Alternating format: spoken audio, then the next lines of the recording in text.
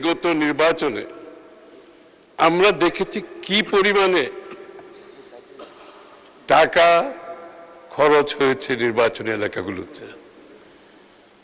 অবিশ্বাস্য রকমের টাকা খরচ হয়েছে। এমন এমন ক্যান্ডিডেট ছিল যাদের তেমন কোনো আয়ের উৎস সম্বন্ধে জানা নাই, কিন্তু তারাও কোটি কোটি, 50 কোটি, 100 কোটি টাকা খরচ করেছে। মাননীয় স্পিকার, আমাদের বিরোধী দলীয় নেতৃবৃন্দ অনেকগুলো বক্তব্য রেখেছেন আজকে এখানে।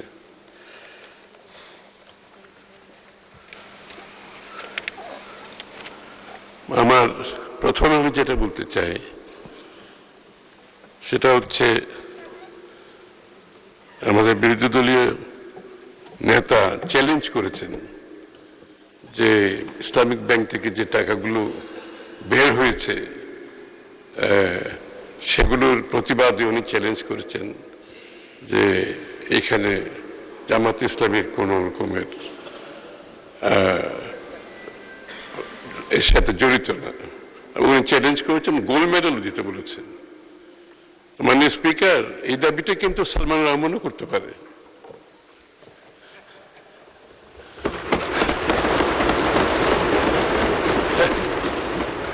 এই দাবিটা সালামও করতে পারে, কারণ তারা তো নিজের নামে কেউ টাকা নেয়নি, কেউ নিজের নামে টাকা নেয়নি। কারণ মাননীয় স্পিকার, এই প্রশ্নগুলোর উদ্রেক কোত্থেকে হয়েছে?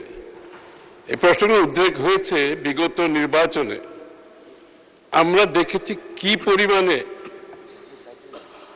টাকা খরচ হয়েছে নির্বাচনী এলাকাগুলোতে। অবিশ্বাস্য রকমের টাকা খরচ হয়েছে।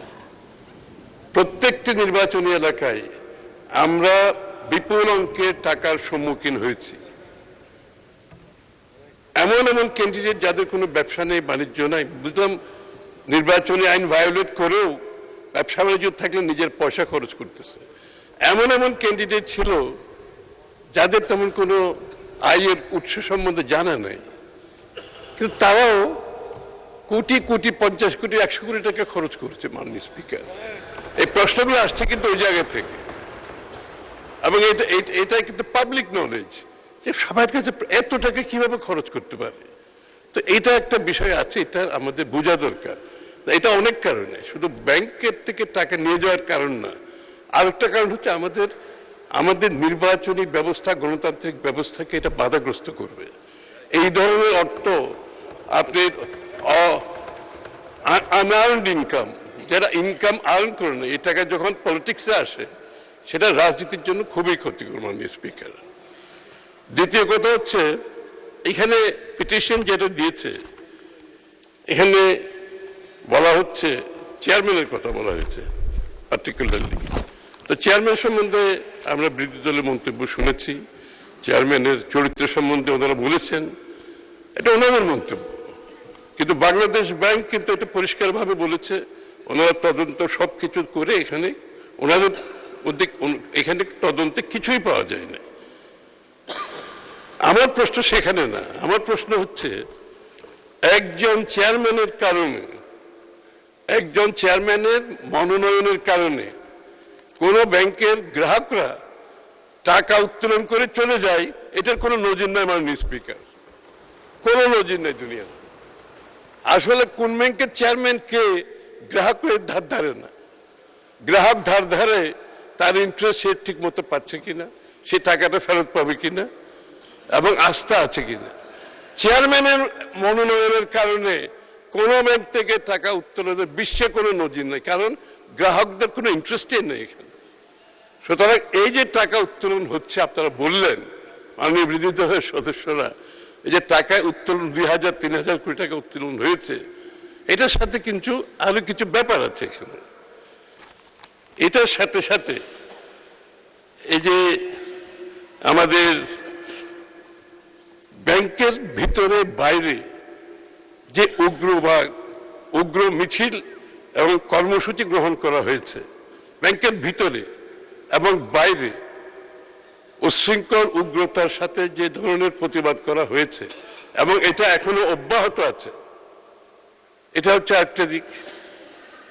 এবং এটার সাথে সাথে যে আপনাদের যে মাননীয় বিরোধী দলের যে আশঙ্কা যে আপনারা প্রকাশ করছেন, এটা আমরা একটু যোগসূত্র দেখতে পাচ্ছি এখানে। কারণ এই যারা উইথড্র করে চলে গেল এরা কারা? নিশ্চয় চেয়ারম্যানের কারণে উইথড্র করে নেই। যারা উইথড্র করে চলে গেছে তারা বোধহয় এই ইসলামিক ব্যাংকটাকে বিপদে ফেলতে চাচ্ছে, এবং এর পেছনে কারো হাত আছে আমরা বিশ্বাস করি, কোন কোন শক্তির হাত আছে। তারা চায়, আসলে তারা ইসলামিক ব্যাংকের ফেল করতে চায়। ইসলামিক ব্যাংকটাকে তারা ফেল করে রাজনৈতিকভাবে ফায়দা উসুল করতে যাচ্ছে। এখানে ইসলামিক ব্যাংকের ভালোর জন্য কেউ বলছে, আমি সেটা বিশ্বাস করতে চাই না মাননীয় স্পিকার। এইটাকে ফেল করাবে এবং রাজনৈতিকভাবে বলবে যে আর্থিক শৃঙ্খলা দেশে নষ্ট হয়ে গেছে।